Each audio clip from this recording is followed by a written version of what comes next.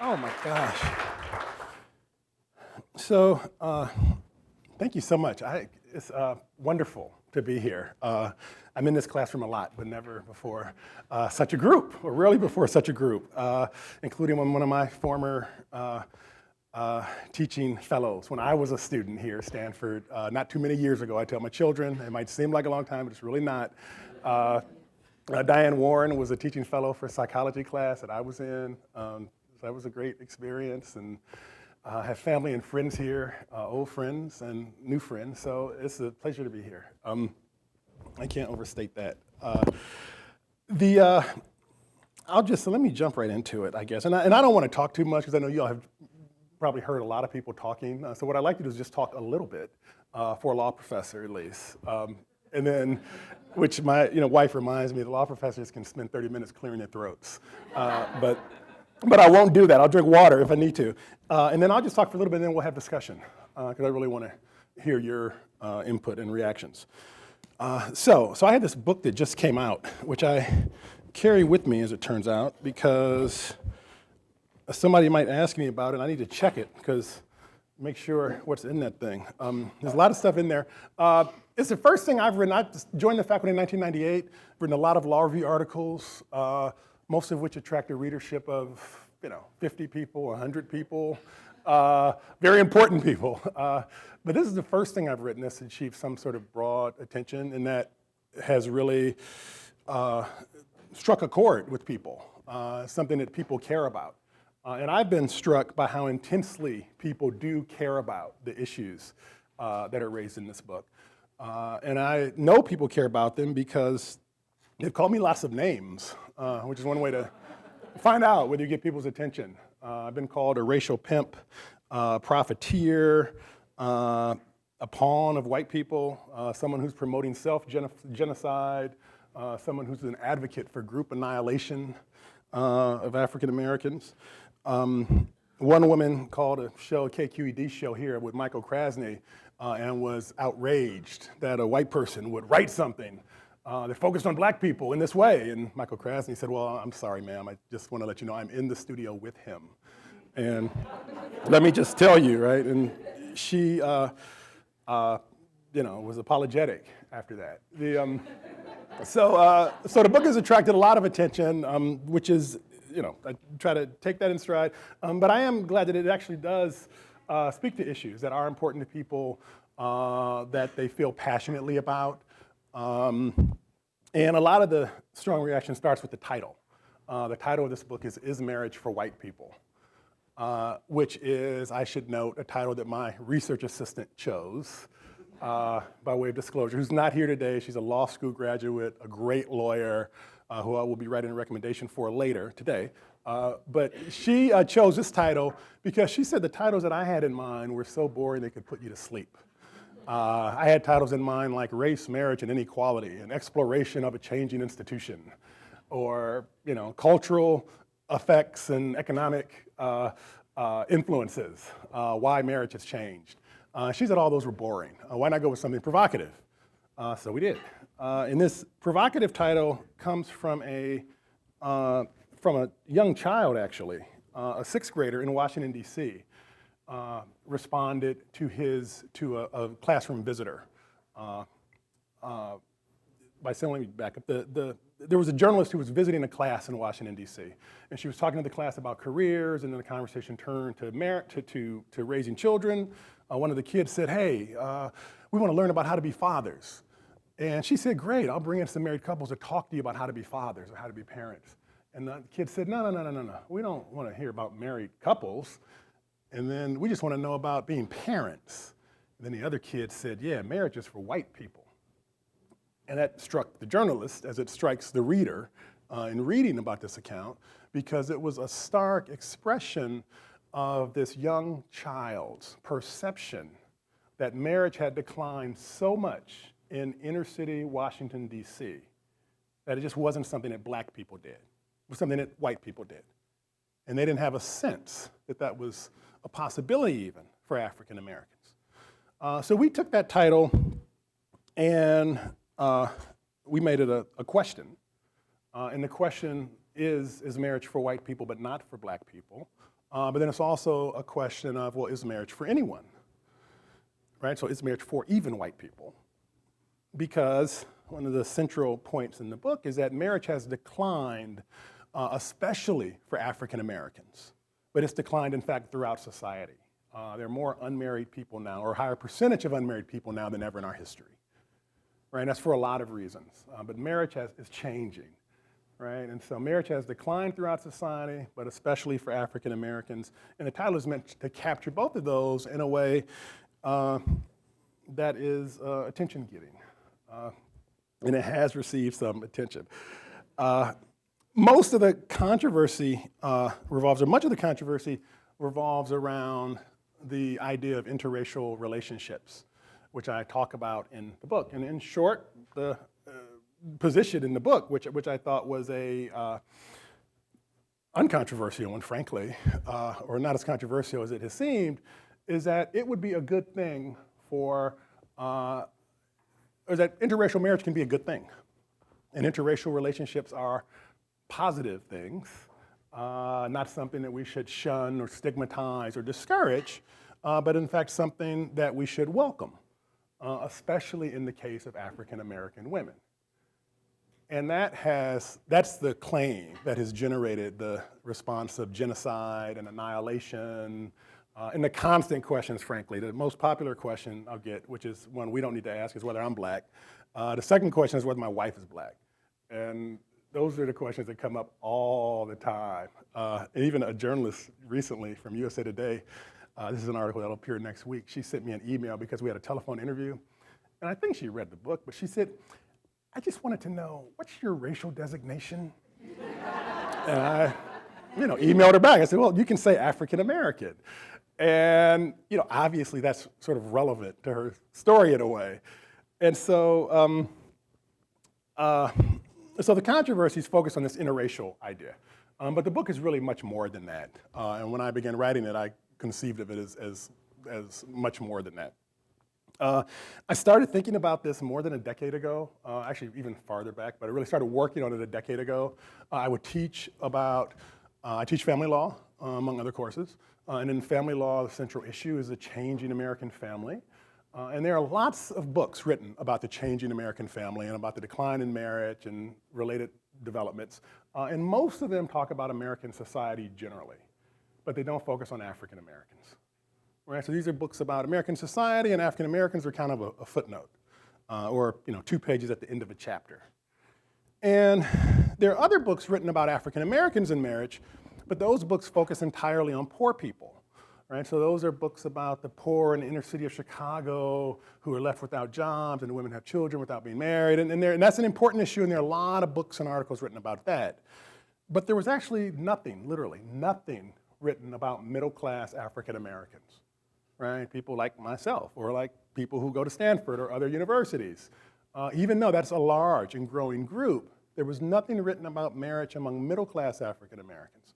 So what I wanted to do in this book was to try to focus on the experiences of middle-class African Americans, because I had a sense that marriage had declined among that group as well.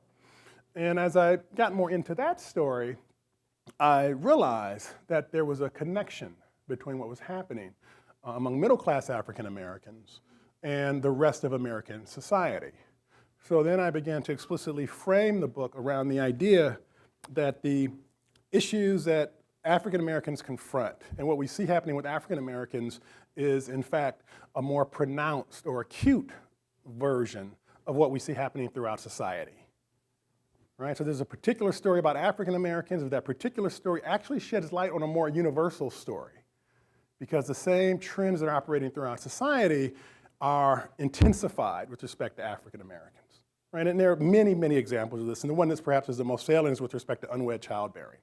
Right? So in 1965, Daniel Patrick Moynihan wrote a famous report, The Negro Family, the Case for National Action, called the Moynihan, came to be known as the Moynihan Report, which many of you may have studied at some point, and he famously declared the single-parent Negro family a tangle of pathology, right? And he said the Negro family, as he put it, the Negro family was crumbling. And the sign of the Negro family crumbling was that so many black women had children without being married. And at that time, slightly less than 25% of black children were born to unmarried parents. Now that number is substantially above 25% for white women, right? More than 25% of white children are born to unmarried parents. And if we look at young white women who have children in their 20s, in fact, and this is one of these statistics that I had to check time and again, young white women who have their first child in their 20s, 60% of those women are not married when they have their child. I know, I had to check that. 60% of them, and this is actually research according to sociologists at the University of Texas, I should add, Mark Rigneris, who's written a number of books in this area. 60% of white women who have children in their early 20s are not married. And a lot of that is a socioeconomic effect, that the women who have children when they're 22 are much less educated than the women who have their first child when they're 32, right? And so there's a story there. But among African Americans, of course, the percentage of children who are born to unmarried parents is higher still. Right now it's above 70%, or about 70% for African Americans. So the numbers have moved in the same directions for both groups, with whites now being about where African Americans were 30 years ago, or 40 years ago. And we see the same sort of relationship if we look at women in the workforce, if we look at the percentage of wives who earn more than their husbands, and most recently, if we look at the position of men economically. Right, the position of white men economically, not a surprise, perhaps, is becoming more similar in this current recession, certainly to the position that black men have occupied over the past few decades, which is increasingly marginalized economically, losing ground to women as women now exceed men and surpass men in college enrollment. Especially true for African Americans, but true for other groups. So there are a lot of ways in which there are connections between these two. Between the particular story of African Americans and the universal story in our society. So when I started, one more note about how I started. So when I started writing the book, wanting to sort of flesh out some of these connections, it was a purely academic book. I was seeing it as closer to some of the law review articles that I wrote, where you have this much text and this many footnotes, right? Because you have to document everything, right? And that's what I do, right? That's what law professors do. So I thought of it in that way. And I spent years on and off kind of combing through different areas of research, starting with law, but then extending to psychology and sociology and history and economics and areas that might even seem unrelated to family patterns, right? Because part of the goal in the book was to actually draw a connection between things like the global market for labor and technological advances and marriage patterns, right? So I want to see what happens within relationships, but the whole idea here was to try to explain the broad cultural, economic, technological shifts. So it really is a question of how has advancing technology changed people's relationships, right? How has the movement of jobs overseas changed people's relationships? How did the birth control pill change people's relationships, right? These are all the big influences that I wanted to try to figure out what effect they were having, how did they interact. So I looked at a lot of research to do that. And one day, and this is why I'm so thankful to be here at Stanford talking about this, because I could not have done this without Stanford, I'll say. And not only the law school and the dean, Larry Kramer, and my colleagues here, but without lots of Stanford alums who sparked this project in really crucial ways. And one of those alums was a woman who shall remain anonymous, who I was talking to one day about this project, which was purely an academic project at that point, purely something based on research, right? Because law professors don't usually go out and talk to people. We just go in our offices and we talk to our colleagues, and I mean, really, that's it, right? But I was talking to her, and this is someone who is, she thinks she's a young graduate of Stanford. Current students think she's a really old person who graduated from Stanford. I was talking to her, and she was really interested in the book and really thought, wow, tell me more. And then before we just kept going on. And then she began to share some of her own experience because she was unmarried, is the mother of a child. She's African American, Stanford alum, and she began to share some of her own experience. And then hours had passed, right? And she basically said, see, this book seems like it would relate to my life and my experiences in a way that no other book has. And it was also apparent that because she felt that way, she wanted to share her own story. So we decided to conduct an interview where I would talk to her about her life, and she would reflect on her life. And then I realized this interview thing might be good because it was really rich, what she had to say. And what she had to say even highlighted for me issues that I had not thought clearly about. Because she was able, some of her experiences, which she didn't realize, that some of her experiences alerted me to patterns in some of the data, so to speak, that I would otherwise have overlooked.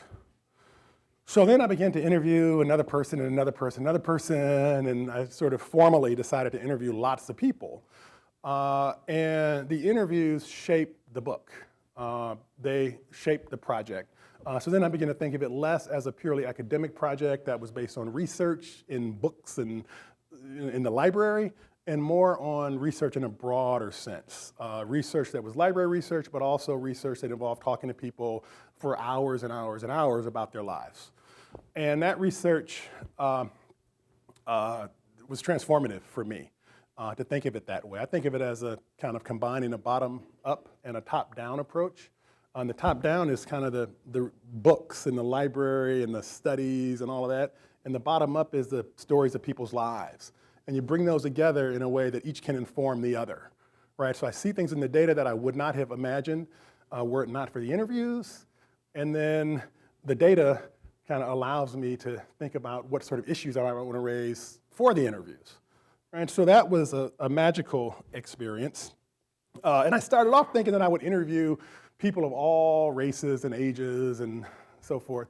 But then it became clear that the issues had a particular salience for African Americans because it is African Americans among whom marriage has declined the most. And that sort of was the core of the book. And then I thought, well, okay, I'll interview lots of African Americans of all ages and men and women. But then I kind of changed that over time because I interviewed, frankly, a number of young people, that is people who were just out of college, say, or even in college. And I realized, frankly, that they hadn't lived too much. And they just, talking to someone who's 22 or 20 or 24 even about marriage and relationships is a whole different conversation than talking to someone who's 40. Because when you're 40, not that I would know, right? But when you're 40, you look ahead, but you also reflect back, right? And so you're both thinking about your life where you are now, but then you're also assessing where you've been. And you start to think, well, why did I turn left rather than right? What would have happened had I done this? And you think about all the sorts of things that you can't think about when you're in the experience, but then you can reflect back and begin to assess. So the interviews in, I said, well, maybe I should talk more to women than men. Talk more to older people than younger people. And then I was still thinking of talking to a lot of men, but then I also noticed that there was a difference between talking to men and women. So when you talk about marriage and children and family, men will answer your questions, and sometimes they are eager to talk, but typically their answers are short. They're like, if you ask a yes or no question, you will get a yes or no answer, right? Whereas with women, when you ask, well, do you envision having children?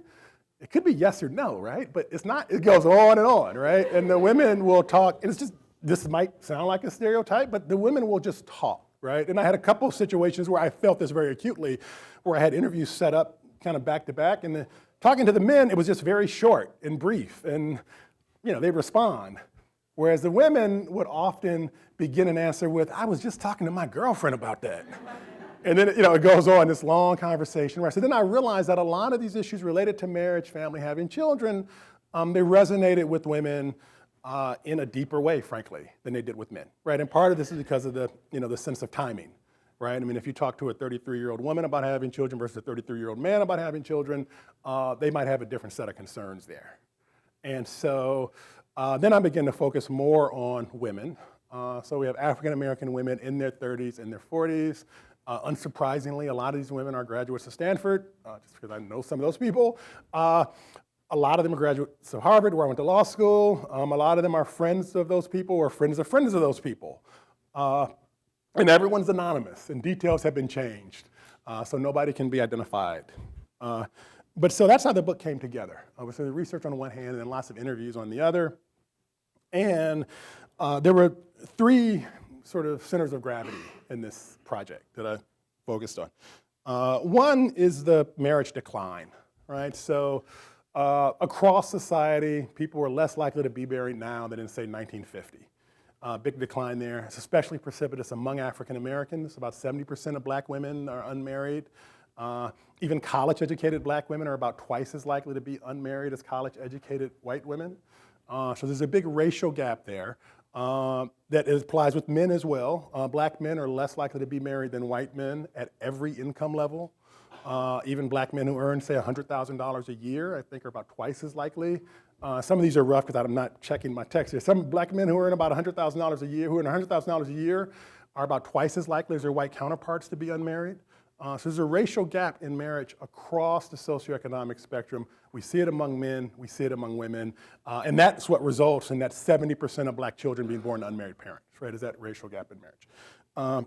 And I should note that this racial gap in marriage is not simply a gap in formal marriage, right? So it's not the case that you have large numbers of people who are, living together and unmarried in a long period of time, right? It really is an issue of a lack of stable, enduring, committed relationships. Sort of a lack of partnership is what we see in the marriage decline here. And I can talk about how this compares to what's happening in other countries, and I talk about that in the book, but just keep in mind that the marriage, when I say marriage decline, that's really a shorthand for the decline of stable, committed, monogamous relationships. And we see that throughout society, but especially among African Americans. So a pivotal factor in this marriage decline is that women have moved ahead, which is a good thing, but men have fallen behind.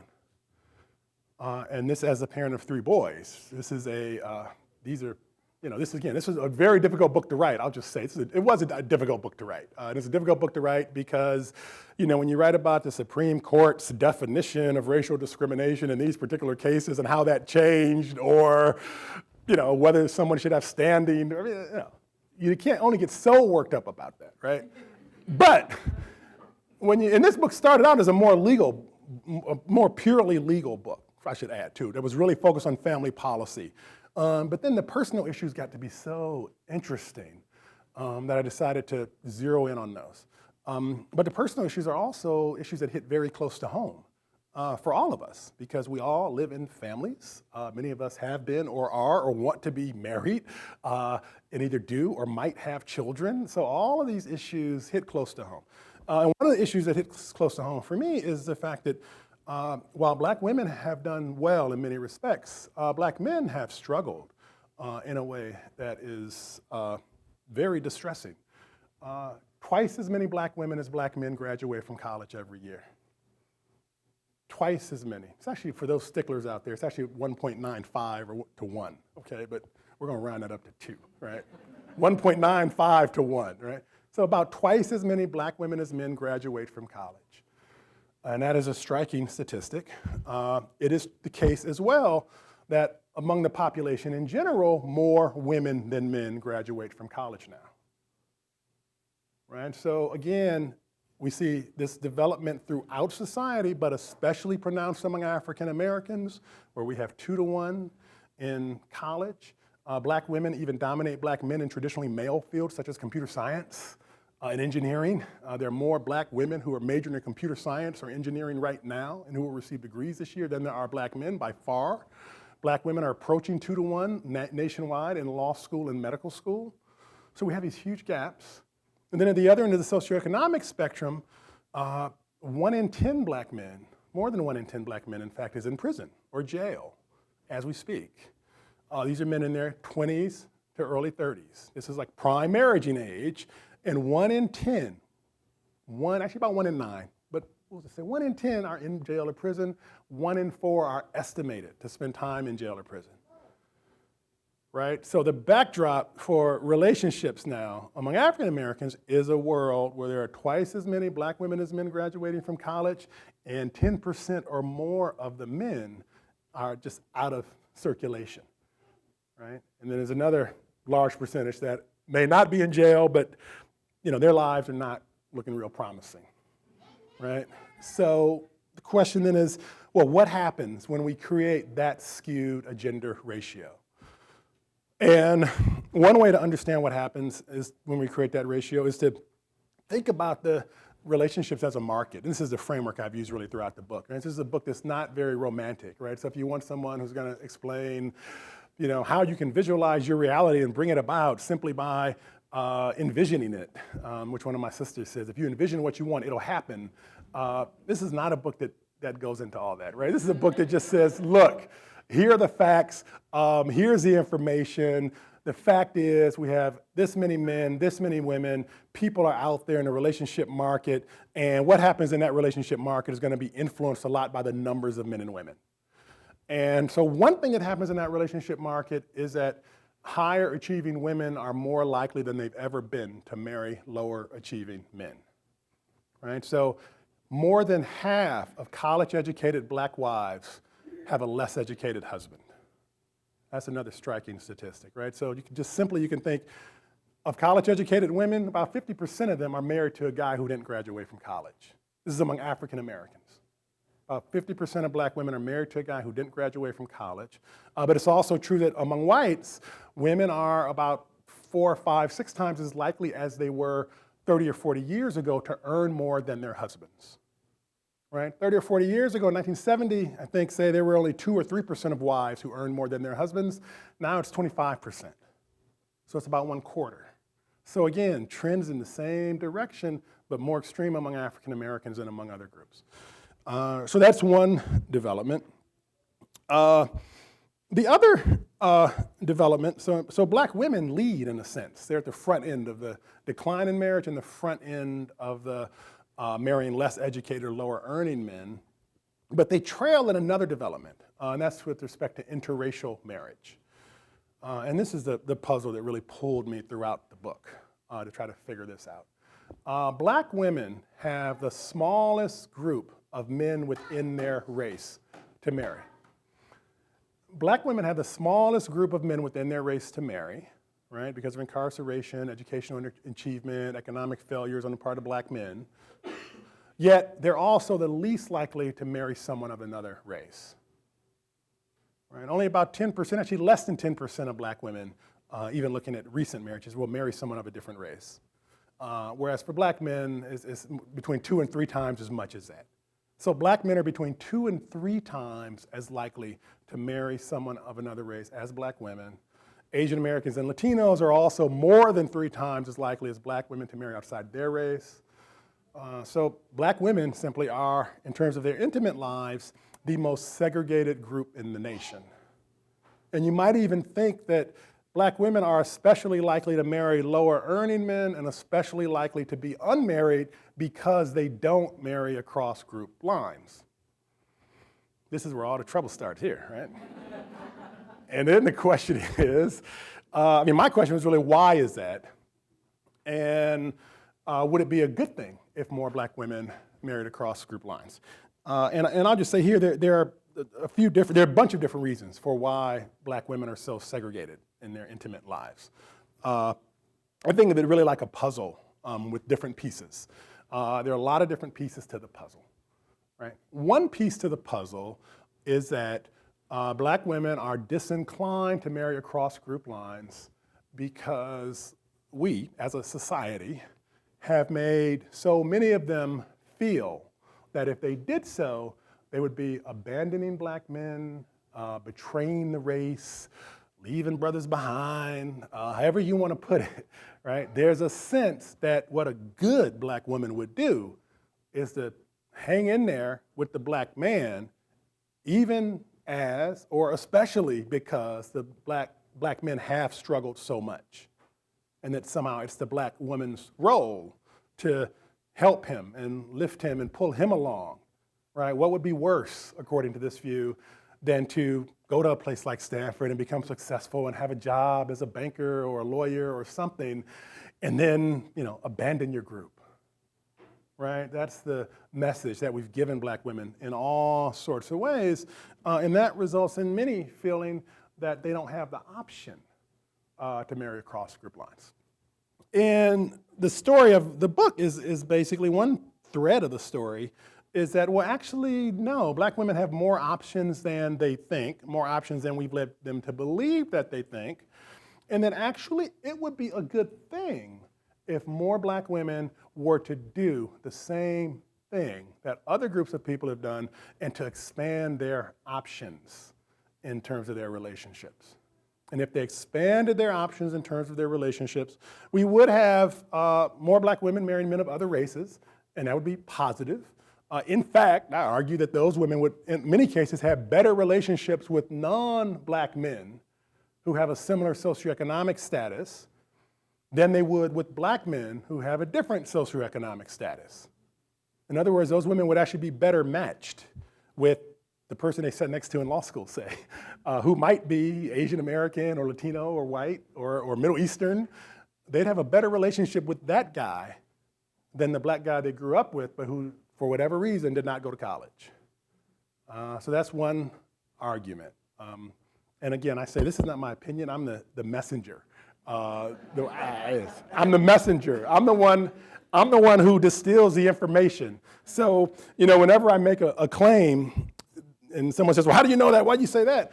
Well, my answer would be, well, there's research on that, right?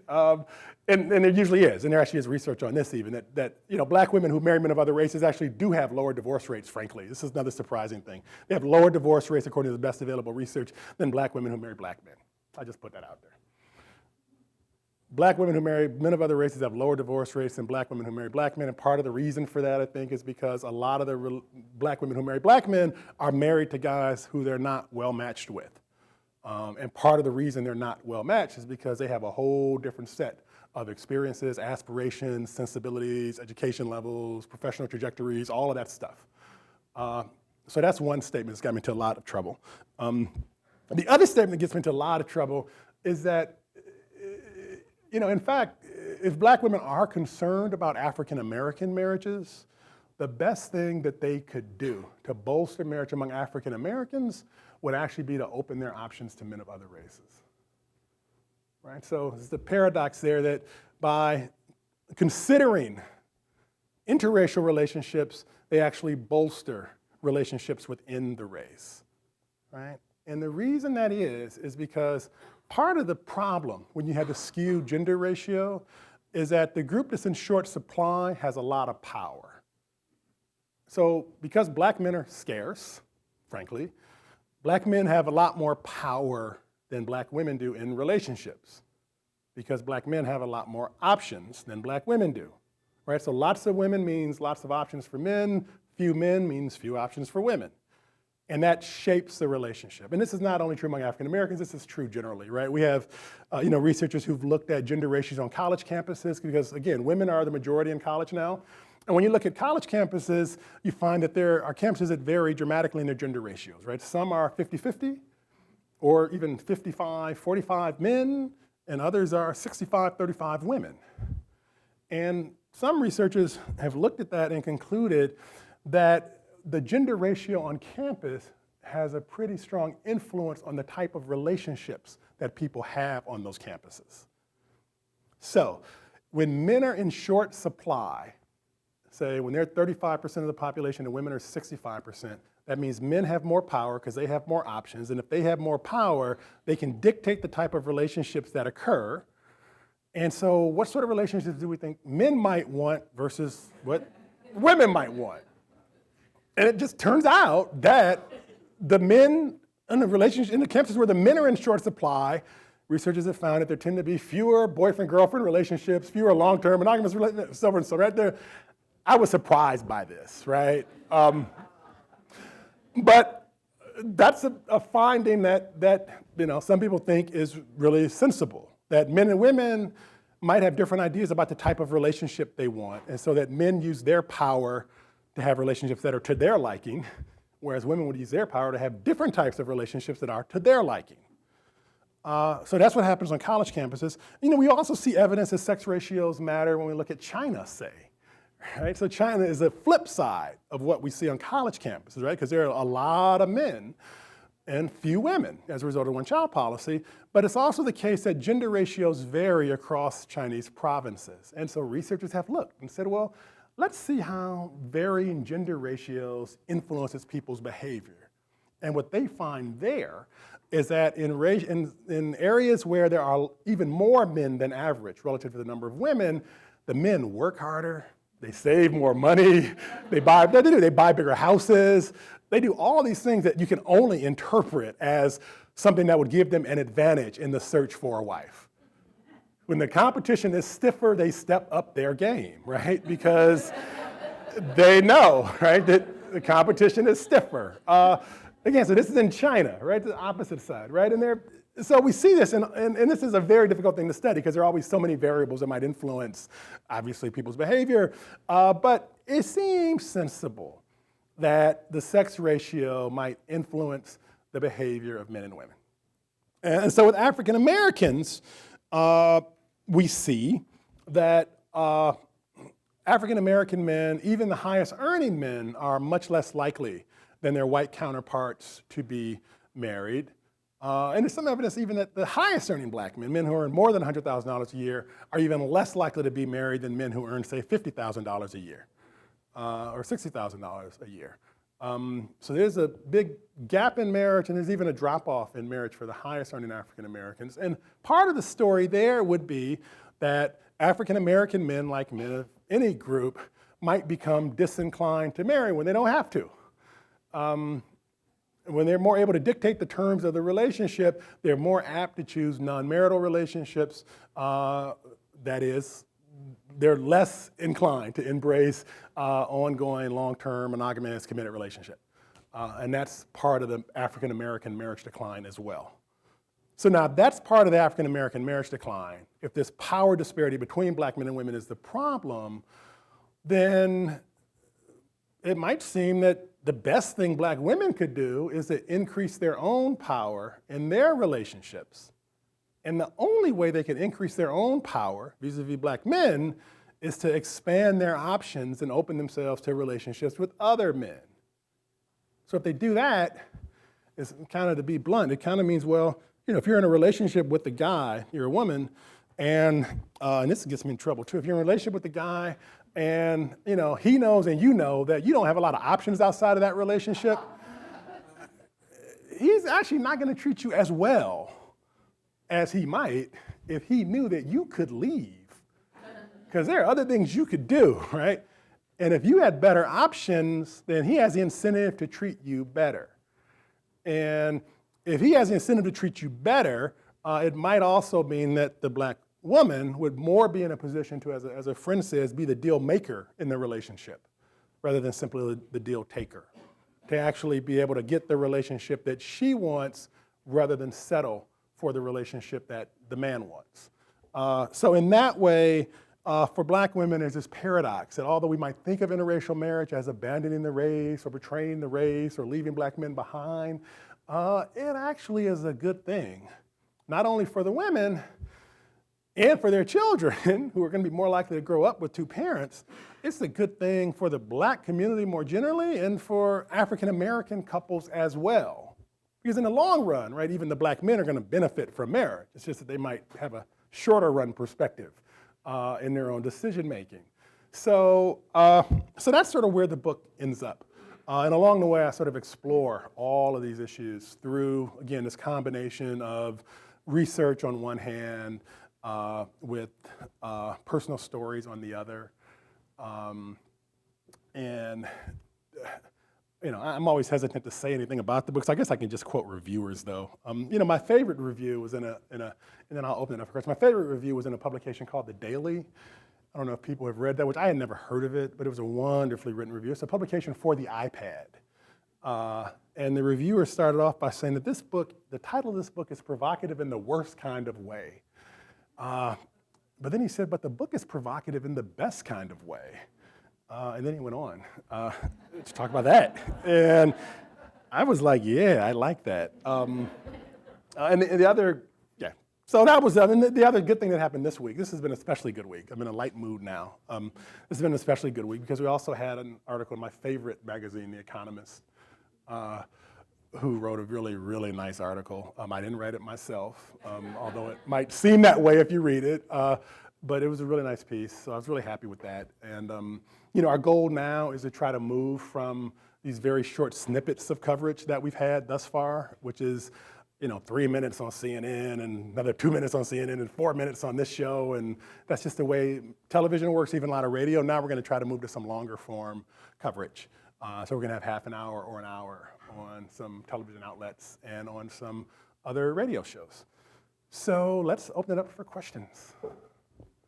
Or I can read sections too if people like, but I'm happy to take questions. This has no relevancy other than the fact this might be a very good forum for me. When I matriculated here 59 years ago, for your race we used the term Negro. So that's no longer common use now. So I'm going to ask, is the preferred reference to your race African American or is it black? I prefer anything other than boy. I take it all. I take it all, right? Take it all. Another boy. Really? Yes. Next. I understand on one hand, the theory of this book was that we thought about the collapse of the black family with policies of the free society. Yep. Number one, is that accurate? Yep. Number two, if it is accurate, do you agree with it? Why? Yeah, that's a great point. And I talk about that in the book, which is always my first answer. I should talk about it in the book, and I do. And so there are a lot of people who looked at there's two big categories of causes that people focused on. One is Great Society, poverty programs, and then other people have looked at slavery in Africa. Moynihan also talked a lot about slavery and the influence of slavery. And both of those may be parts of the puzzle, right? But they're not the primary component, right? Because welfare programs might plausibly explain that, and the idea here is that welfare programs either give women incentives to be unmarried, make it possible for them to live without a man, or they preclude them from living with a man, right? And so that may be part of the puzzle, but that certainly can explain why marriage has declined even among middle-class African Americans, right? Not only middle-class women, but middle-class men as well. Right, so that's an explanation that's focused on the poor. It may explain part of the story among the poor, but it certainly can't explain the story among the non-poor. And that's what is really the focus of my book, is the non-poor. Similarly, when people talk about slavery, say, which Moynihan talked about a lot as well, slavery might be part of the story, right? Slavery is a big deal. But it's also the case that in 1950, marriage rates were pretty similar across racial groups. There wasn't a big divide. There were some differences, but there wasn't a big divide across races in terms of marriage rates. But there was something that happened in the 60s, 70s, 80s that led to this marriage decline. And only through really strained reasoning could you imagine that slavery, accounts for what happened in 1960, 70, and 80. So those are both part of the puzzle, but they're not the whole story. To understand why marriage has changed, I think we need to look at cultural and economic influences that affected the entire society through the 60s, 70s, 80s, and 90s. Yes? First, I want to say I did hear you on KQED, and that woman chewed you out. Mm-hmm. I knew ahead of time you were black, so I didn't know what her problem was. Well. But as far as the title of the book, I first heard a teenager 10 years ago say that marriage was for white people.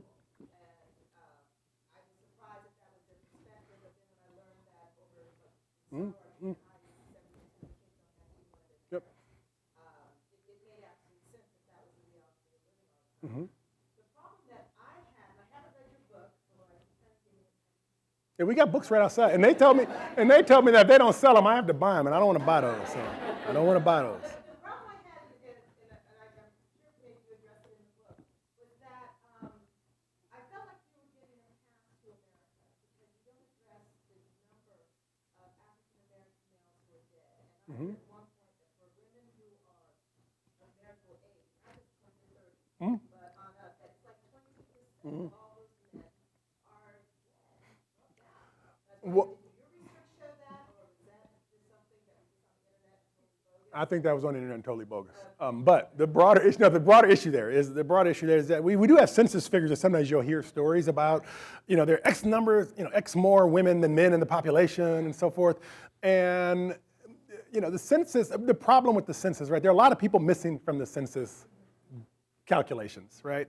And the people who are missing because they don't have regular places to live, because they're marginal, basically, in all these sort of ways, right? They're not working at a regular job with a regular place to live, so they're not counted. And those men are, unfortunately, disproportionately African, or they're disproportionately men, and especially African-American men, which is a measure of the men's marginalization. So it's actually hard to tell, get actually really accurate raw numbers, frankly, on the numbers of men and women. And when we look at murders, in fact, murder is a horrible thing, right? And it's horrible. We want murder rates to be lower rather than high. But even when murder rates are high, and African American men do lead in murders, we have tens of thousands of murders in the entire nation every year, right? And tens of thousands of murders in a nation of 300 million people, even if 50%, as is the case, of those murders are of African Americans, and they're typically men, that's not making a big dent in the overall population, right? And then we can add to that, though, accidents and other stuff, right? Other forms of death. So there is some disparity that results from murder and accidents, but the big factors, like I said, the big factors that shape the sex ratio, I give three. One big factor is incarceration, right? And incarceration is bound up with all these other forms of marginality because unsurprisingly, or maybe surprisingly, but sadly, black boys who do not graduate from college are likely to end up in prison. As many as 2 out of 3, I think it's 60 or 65%, I have this in the book. 2 out of 3 black boys who don't graduate from high school go to jail. Nationwide, right? 2 out of 3. So that's to say that the incarceration boom is a result of criminal justice policy, but it's also a result of educational failures that are failures of the nation, right? Which result in so many people not graduating from high school and so many African Americans not graduating from high school. And then it's also a result of the fact that even those who do graduate from high school, if they don't go to college, they don't have a job, right? So there's incarceration, and then there's economic marginality that results from the lack of jobs for less educated people, which is especially African American men, but now increasingly white men as well. And this is about how the economy has changed and the labor market has changed, because a lot of the jobs that people in my family, my cousin is here, our family had in Cleveland, working at steel mills and auto plants and all these sort of jobs, those jobs don't exist now. So men who would have been able to support a family in 1970 or 60 or 50 with a high school diploma or less, they just can't do it. So it's unsurprising that a lot of those men end up in the drug trade or some other illegal activity, and then they end up in prison. So incarceration is a cause of the problem, but it's also a symptom of these other, I would say, actually deeper problems. And then the third factor for black women is that, again, black men intermarry 2 to 3 times as frequently as black women. So when you take all these men away, you have a pool where you have black women who are looking within the race, and there are just not enough guys there who are able to be the sorts of husbands that they want. Yes? When you talk about sort of male behavior in different ratio environments, Yep. 65, 35, et cetera, it sounds like what you're saying is that men are just making a bet about what relationship path will give them the most opportunities, frankly, to reproduce. You're saying that. If Yeah. you're 65, you're not engaging in relationships, monogamous relationships Yep. as much as you said. Yep. And it seems Yep. that because Yep. it gives Yep. more opportunities to produce. Yep. So Yep. the question is, do men and women have different goals for marriage? And the second question is, do those goals change when you think about it across racial and gender lines, so black men, white women? Yep. Yeah, so some people, I'll try to be real quick because I want to get some more questions. Some people have suggested that women, if you talk to women who are in their 20s, say that they're more interested in marriage than men are. I don't know that that's true. But some people have suggested that. And I think it probably is, there is a different strategy there. Ultimately, I think men, I think most people ultimately do want a partner.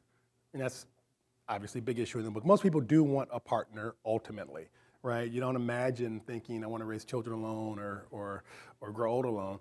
But men and women often have different timelines in mind in wanting that partner, right? For reasons that we can readily come to mind. So that leads to different behaviors.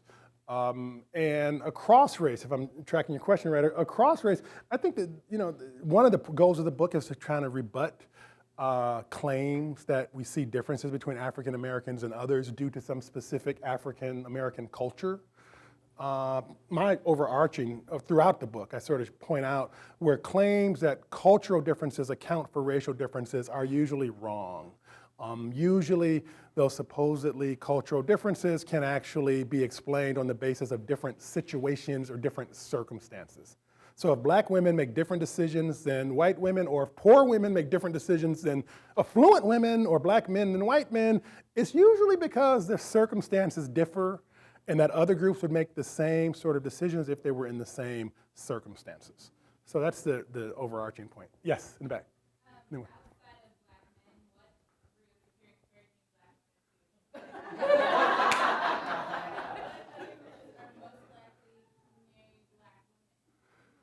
Well, I have, I don't know, we could throw that open, right? But I will say, let me give you one question. There was one study which I mentioned in the book, which, there's one study I mentioned in the book by OkCupid, which got a lot of press. And they used this study to say that white men don't want to date black women, right?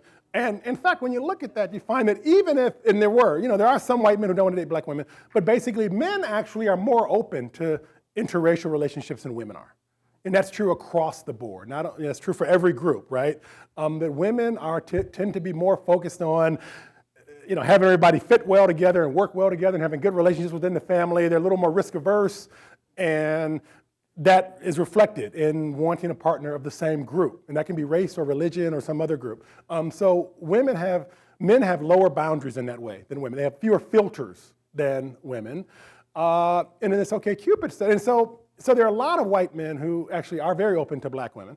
And that's the number, one thing that's surprising is that number of white men, say, who are interested in black women is almost certainly greater than the number of black women out in the population, right? Because black women are a small part of the population, white men are a larger part of the population. I talk about this a lot in the book and the various studies that we have on this. It's also the case that in this OkCupid study, for example, they said that white men were less likely than black men weren't as likely as they should have been to respond to black women.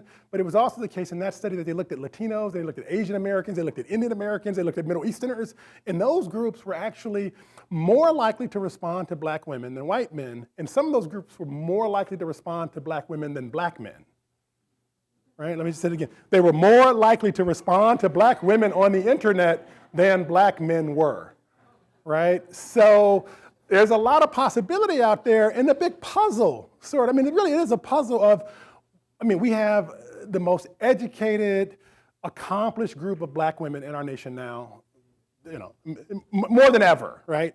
More than ever. Black women are educated and accomplished, so how is it that black women uniquely are segregated in this marriage realm when all other groups are increasingly entering an integrated relationship market, right? And I talk about why that is, but we should get it out of our mind that it's inevitable and it's because there are no options, right? There are a variety of explanations for that phenomenon. Okay, yes?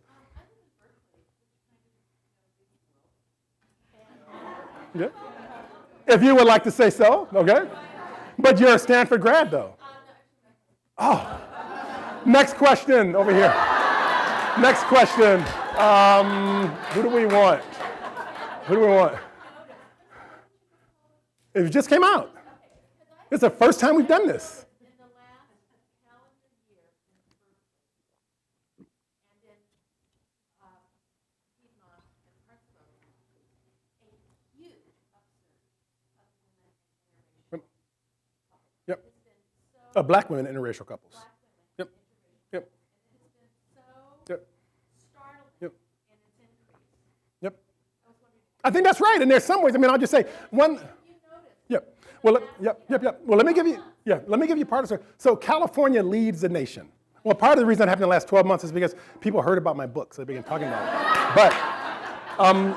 But it is true that California leads the nation, right? I mean, this is unsurprising, right? This is a very racially diverse area, so we have more interracial companies of all sorts. And one of the factors there, I'll just say, one of the factors there is that when people move away from home, they become more likely to engage in what researchers would call non-normative relationships, right? Relationships that their parents might not approve of. And those might be relationships with someone of a different race, or they might be relationships with someone of the same sex.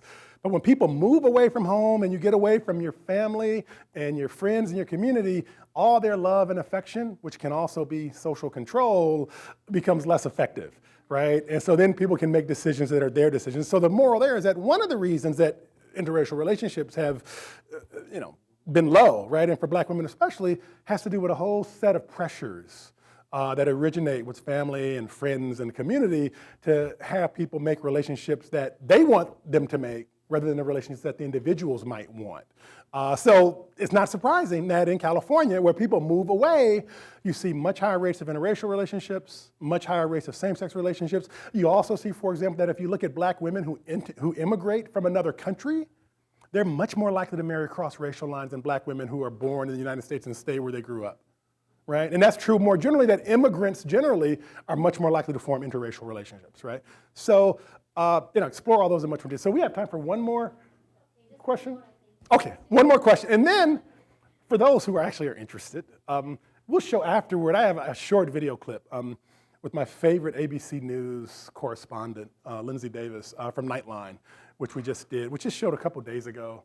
And so I'll show that. That's just 5 minutes. I'll show that after we break, though, and people can watch it. And then we'll sell books and sign books and all that stuff. Okay, so this side, is there a question over here? I want to come to, yes, sir.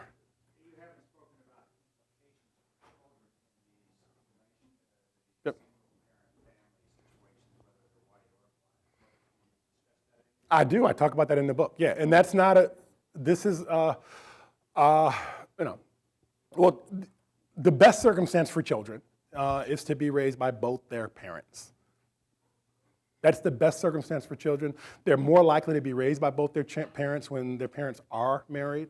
And it's not that there's a magic to marriage, but it is the case that in our society, the relationships that are the most committed and likely to be the most enduring are marital relationships.